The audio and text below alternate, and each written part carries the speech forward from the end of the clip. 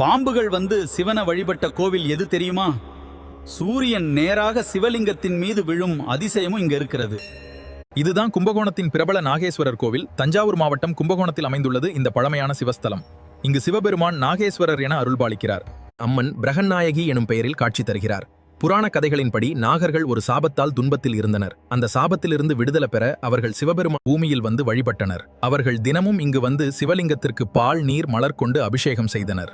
அவர்களின் பக்தியால் மகிழ்ந்த சிவபெருமான், இந்த இடத்தில் என்னை வணங்குவோருக்கு நாகதோஷம் நீங்கும் என்று அருள் வழங்கினார்.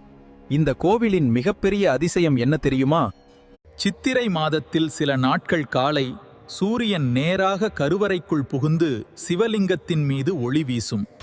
இது இயற்கையா இல்லை தெய்வ அருளா? இன்று வரை பக்தர்கள் வியப்புடன் பார்க்கிறார்கள். இந்த கோவிலில் வழிபட்டால் நாகதோஷம் நீங்கும் என மக்கள் நம்புகிறார்கள். மேலும் திருமண தடை, குழந்தை பாக்கியம், ராகு கேது தோஷம் ஆகியவற்றுக்கும் தீர்வு கிடைக்கும் என பக்தர்கள் கூறுகிறார்கள். இந்த கோவில் சோழர் கால கட்டிடக்கலையின் அழகான எடுத்துக்காட்டு. கல் சிற்பங்கள், கோபுர அமைப்பு மற்றும் நுணுக்கமான வடிவமைப்பு இதன் சிறப்பு. நாகங்கள் வழிபட்ட சிவன் கோவில்தான் நம்பிக்கை இருந்தால் அதிசயங்கள் நடக்கும் என்பதற்கு ஒரு சாட்சி.